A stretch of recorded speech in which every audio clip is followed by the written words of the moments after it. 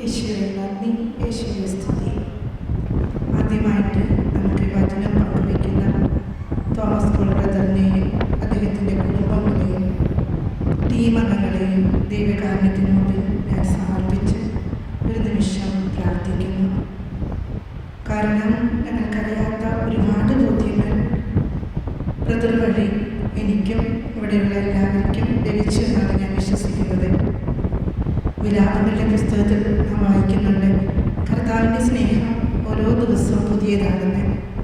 പല സ്ഥലങ്ങളിലും ധ്യാനം കൊണ്ട് കേൾക്കാൻ പറ്റാത്ത ഒത്തിരി കാര്യങ്ങൾ ഈ ദേവാലയത്തിൽ വെച്ച് ഈ ബ്രദറിലൂടെ നമുക്ക് കേൾക്കാൻ ഇടയായി. അതിന് ദൈവത്തിന് നന്ദി പറയുന്നു.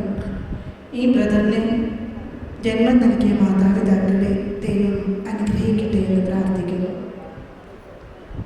ആദ്യമായിട്ട് എൻ്റെ വീട്ടിൽ ഞങ്ങൾ വചനം വായിക്കാൻ തുടങ്ങിയപ്പോൾ പഴയ നിയമം തുടങ്ങിയാണ് വായിക്കുന്നത്. രണ്ടുപേരും ബൈബിളെടുക്കും, ഒപ്പം കുറച്ച് സമയം വായിക്കും. അപ്പോഴൊക്കെ നമ്മൾ കേൾക്കുന്നത് മുഴുവനും പാപത്തിൻ്റെതായ കാര്യങ്ങളാണ്. അതായത് അബ്രഹാം മുതൽ പാപം ചെയ്തവരാണ്. അബ്രഹാം കുഞ്ഞുങ്ങളിലായപ്പോൾ ഹാഗാറിൽ നിന്നും കുഞ്ഞിനെ ലഭിക്കാൻ വേണ്ടി അവളോടുകൂടെ ചേർന്നു. അങ്ങനെ എല്ലാവരും പാപം ചെയ്ത അവരായിട്ടാണ് നമ്മൾ കാണുന്നത്. ഒരുമിച്ചിരുന്ന് വായിക്കുമ്പോൾ ഭർത്താവും കൊച്ചുങ്ങളും മരുമക്കളൊക്കെ ഉണ്ടാവും. അപ്പം ഞാനിങ്ങനെ ചിന്തിക്കുന്നതേ, വചനം വായിക്കുമ്പോൾ മുഴുവനും പാപികളാണല്ലോ, എന്തുകൊണ്ടാണിത് ദൈവത്തിൻ്റെ വചനമായിട്ടും ദാവീദും സോളമനും എല്ലാവരും പാപം ചെയ്തവരാണ്. പിന്നെ എന്തിനാണിത് വായിക്കുന്നത്? എന്തിനാണ് പാപകരമായ ചിന്ത മനസ്സിലേക്ക് കടന്നു വരുന്നത് എന്ന് ഓർക്കാറുണ്ട്. ഇപ്പോൾ ഈ ഒരു വചന കേന്ദ്രത്തിലും പറഞ്ഞിട്ടില്ല ഇതിൻ്റെ കാരണം എന്താണെന്ന്. പക്ഷേ ബ്രദറിലൂടെ ശക്തമായൊരു വചനം നമുക്ക് പറഞ്ഞു തന്നു. ഇതുവരെയും രക്ഷകനായ ഈശോ വന്നിട്ടില്ലായിരുന്നു, അതുകൊണ്ടാണ് പഴയ നിമിത്തിലെല്ലാവരും പാപം ചെയ്തത് എന്ന്. Praise the Lord. അത് ശക്തമായൊരു അറിവാണ്. വീണ്ടും ഇന്നലത്തെ വചനത്തിൻ്റെ അടിസ്ഥാനത്തിലാണ് ഞാൻ സംസാരിക്കുന്നത്. ഈശോ രക്ഷകനായി കടന്നു വന്നപ്പോൾ ഈശോ പാപികളെ തേടിയാണ് പോയത്. അതുകൊണ്ടാണ് പാപിയായ മകള് കല്ലെറിയാനായിട്ട് കൊണ്ടുവന്നപ്പോൾ നിലത്ത് എഴുതിയിരുന്ന യേശുവിനെ പറ്റി ബ്രദർ പറയുന്നുണ്ട്. മറ്റുള്ള സ്ഥലങ്ങളിലൊക്കെ പറഞ്ഞു കേട്ടത് അവിടെ വന്നു ചേർന്നവരുടെ പേരുകളാണ് അവിടെ എഴുതിയിരുന്നത്. പക്ഷേ അതിലൊക്കെ സത്യമായിരിക്കാം. പക്ഷേ ബ്രദറിലൂടെ ഒരു കാര്യം കൂടി നമുക്ക് തന്നു.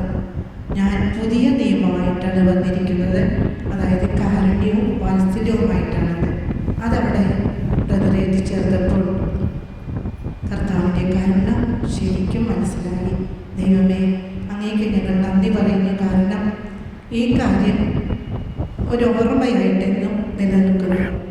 പിന്നെ ഏശയ്യായുടെ 42-ാം വചനത്തിൽ കർത്താവിൻ്റെ ദാസനെ പറ്റി സംസാരിക്കുന്നുണ്ട്.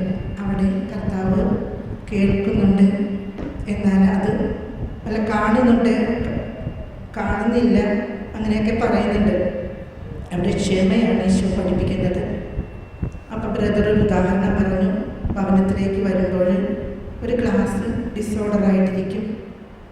അപ്പോൾ നമ്മൾ അവിടെ എന്തെങ്കിലും പറഞ്ഞിട്ടുണ്ടായിരിക്കും, അതെടുത്ത് വയ്ക്കുന്നത്. ശരിയാണത്. ഭവനത്തിൽ നിന്ന് പുറത്തു പോയി തിരിച്ചു വരുമ്പോൾ ഓരോ കാര്യങ്ങളും ക്രമം തെറ്റി കിടക്കണാകുമ്പോൾ പുറകുറുപ്പോടുകൂടിയാണ് അതെടുത്തു മാറ്റുന്നതും മറ്റുള്ളവരെ കുറ്റം വിധിക്കുന്നതും. അപേക്ഷയുടെ തിരുവചനം കേട്ടപ്പോൾ വ്യക്തമായി അതെടുക്കുമ്പോൾ ബ്രദർ പറഞ്ഞ ക്ഷമ എന്ന പാഠം മനസ്സിലേക്ക് കടന്നു വരും. അപ്പോൾ അവിടെ ക്ഷമിക്കുവാനും ആ ക്ലാസ് സന്തോഷത്തോട് എടുത്തു വയ്ക്കാനും നമുക്ക് സാധിക്കും. അതും ബ്രദറിലൂടെയാണ് മനസ്സിലാക്കി തന്നത്. ക്ഷമയെപ്പറ്റി ക്ലാസ് ഉണ്ട്, പക്ഷെ ഇത്രയും വ്യക്തമായിട്ട് പറഞ്ഞത് തോമസ് പോൾ ബ്രദറാണ്. നന്ദി പറയുന്നു.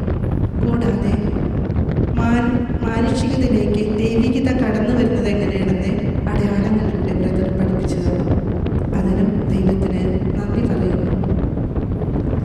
പിന്നെ ഈശോ കാണിക്കുന്ന ഓരോ വഴികളും, ഈശോ പാപികളെ തേടി വന്നു, പാപികളെ മാറോട് ചേർത്തു എന്ന് യോഹന്നാന്റെ സുവിശേഷം 10-ാം അധ്യായത്തിൽ നമ്മൾ വായിക്കുന്നുണ്ട്. പാപികൾ നമ്മുടെ അടുത്തേക്ക് വന്നാൽ പക്ഷെ നമ്മൾ ക്ഷമിച്ചേക്കും. പക്ഷെ മറ്റോടത്തൊക്കെ പാപികളുണ്ടെന്ന് പറഞ്ഞ് വീട്ടിൽ നിന്ന് ആരും ചെന്ന് അവരെ മാറോട് ചേർക്കില്ല. പക്ഷേ ബ്രദറിൻ്റെ സംസാരത്തിലൂടെ അങ്ങനൊരു ചിന്താഗതി എൻ്റെ ഹൃദയത്തിലേക്ക് വന്നു. പാപികളായ പാപികളായിരിക്കുന്നവരെ എവിടെയെങ്കിലും ഉണ്ടെങ്കിൽ നമ്മൾ അവിടെ തേടി ചെല്ലണം. കാരണം ചിലപ്പോൾ ഞാൻ ചിന്തിക്കും, ഞാൻ അവരേലും വലിയ പാപിയാണല്ലോ, പിന്നെന്തിനാണ് അവരുടെ ചെന്ന് അവരുടെ വായിലിരിക്കുന്നത് കൂടി ഞാൻ കേൾക്കുന്നത്. പക്ഷെ അങ്ങനെ ചിന്തിക്കാൻ പാടില്ല എന്നുള്ളത് നമുക്ക് മനസ്സിലാക്കി തന്നു. കാരണം പാപിയാണെന്നൊരു ചിന്ത എൻ്റെ ഹൃദയത്തിലുണ്ട്. പക്ഷേ പാപം ചെയ്തിട്ട് ആ ഒരു ചിന്തയില്ലാതിരിക്കുന്ന ഒത്തിരി മക്കൾ ഇന്ന് ഈ ഭൂമിയിലുണ്ട്. പ്രത്യേകിച്ച് യുവതി യുവാക്കൾ അവരുടെ ഈ കാലഘട്ടത്തിനനുസരിച്ച് ജീവിക്കുമ്പോൾ ഒരു നല്ല മനസ്സോടുകൂടി അവരെ സമീപിച്ച് അവരെ മാനസാന്തരത്തിലേക്ക് നയിക്കാൻ ബ്രദർ പഠിപ്പിച്ചു തന്നിട്ടുണ്ട്.